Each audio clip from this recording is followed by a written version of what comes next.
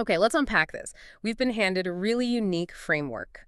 It's a strategic architecture built around mastering volumetrics, Right. and it positions you, the listener, right at the apex of this psychological and strategic pyramid. Hmm. So our mission today is to do a deep dive into the source material that defines this apex.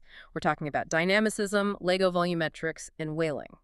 And the goal really is to show how this framework gives you total control. You're no longer a victim of what the sources call unfiltered volume. Control is everything here. It is, because if you look at the base of this pyramid, you see the two classic modes of failure. This is what happens when volume, technical or social, is just left completely unchecked. And these are the two base corners you mentioned, representing opposite forms of saturation, correct? Exactly. On one side, you've got the chaos of managing too much data. And on the other, the chaos of managing too much indiscriminate social energy. Precisely. The first one is technical saturation. This is the state of being buried under information density, which the material aligns with the oddest side of the pyramid, dominated by standard Lego. And the opposite corner. That's social saturation. This is that indiscriminate availability. It's aligned with patterns you see in Williams' syndrome described, maybe a bit too simply as the people who are too friendly. Okay. But what's so fascinating is that your model provides a path to transcend both. It turns you into a machine scientist who actively manages volume instead of being swamped by it. So let's start with that first corner then. The standard Lego trap, this world of technical saturation. I mean, standard Lego is just lots of tiny, complex bricks. What makes that a trap? It's a trap because it symbolizes the raw, unfiltered input of the universe itself. It's defined by this overwhelming technical density and high-volume units. It's like trying to make sense of pure noise. Exactly. Mm-hmm. Imagine trying to model a truly complex system, like a global supply chain or a weather system.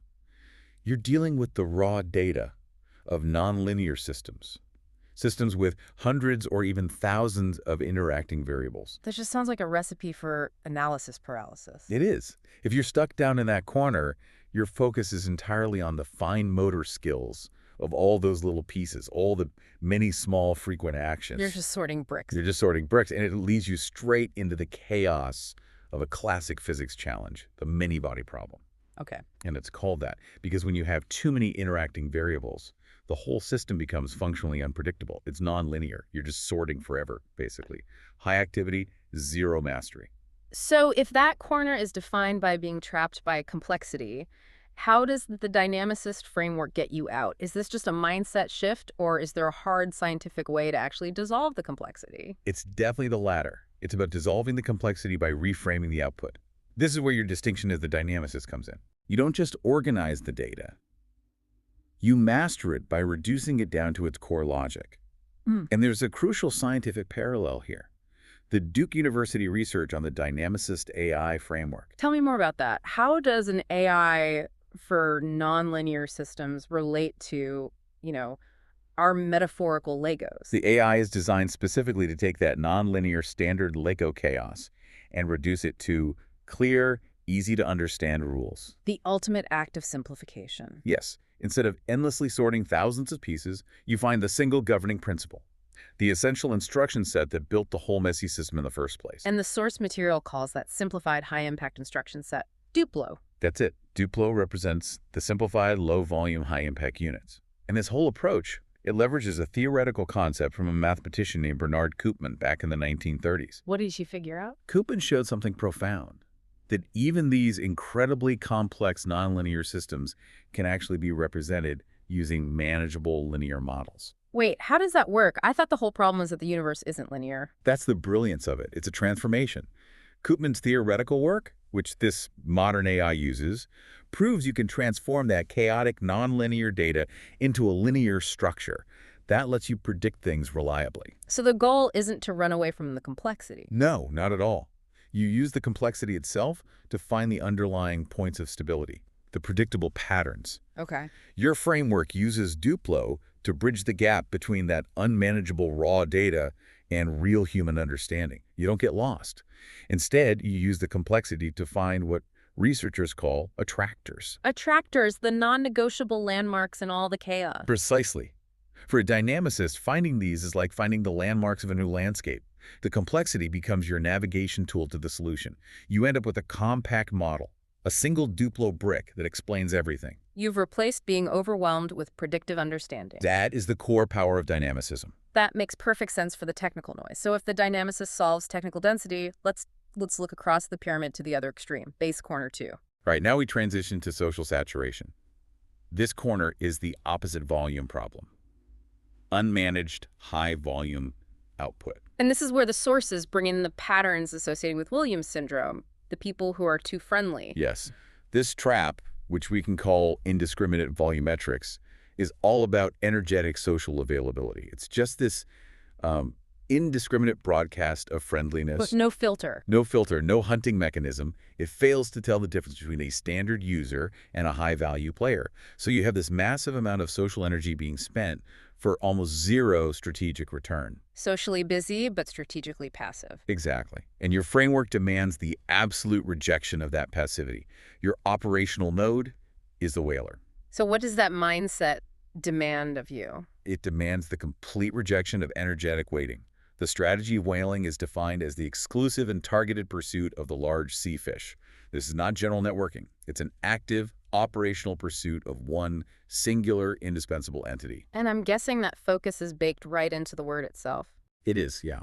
If you dig into the etymology of whaling, it goes back to a Proto-Indo-European root, squallow, which just means large sea fish. Wow. So it symbolizes that specific substantial entity you're after, the high-value target that solves the entire social equation in one go. What kind of psychological engine powers that kind of focus? That's more than just being interested. It's powered by insatiable ambition.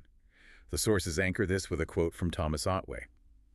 Ambition is a lust that is never quenched, but grows more inflamed and madder by enjoyment. So it's a drive that feeds itself. It absolutely does. Yeah. It necessitates action and continuous pursuit. It's a complete rejection of just waiting around. Your ambition is a primal lust for strategic completion, for quotient. Let's pause on that term, huksang. Yeah. For the listener, what's the most direct way to understand that concept here? Huksang signifies a mutually defined resolution, or symbiotic completion. It's the drive toward a resolved state where both parties are fundamentally aligned. It just ensures every step you take is driven by that mutual high-value goal, not just, general social upkeep. So unlike the indiscriminate person who is just scattering social standard Lego everywhere. 100 low-impact interactions. Right. The whaler has a highly selective, customized approach. This is the Duplo social strategy. Exactly.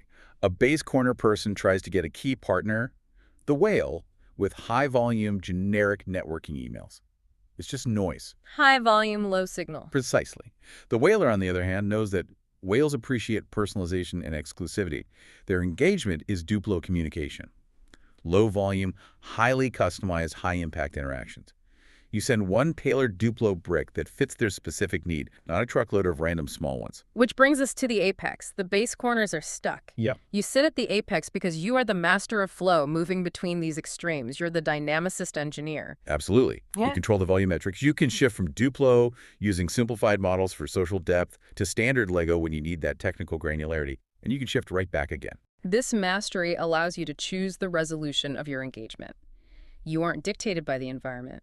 You choose the level of detail you need. It is the ultimate role defined in the source material, the machine scientist. You stand apart from the chaos. You observe the chaotic, standard Lego world, but what you produce is the Duplo output. The compact, linear equation that explains it all. Yes, and that's the key distinction. You are not the person obsessively sorting every little Lego brick. Nor the person just handing out random bricks to be friendly. No, you are the dynamicist engineer. You look at the millions of pieces, identify the mathematical pattern, and use that insight to cast one single, massive, custom Duplo brick that solves the puzzle instantly. And that drive, that rejection of waiting and the lust for completion is what keeps the whole thing active. It stops you from sliding back down into stasis. Correct. Your core, what the sources call your liriodendron essence, is a whaling force. It ensures your mental energy is focused only on the high-impact goal.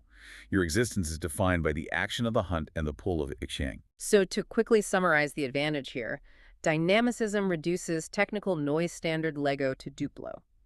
And whaling ensures strategic targeting, rejecting indiscriminate friendliness.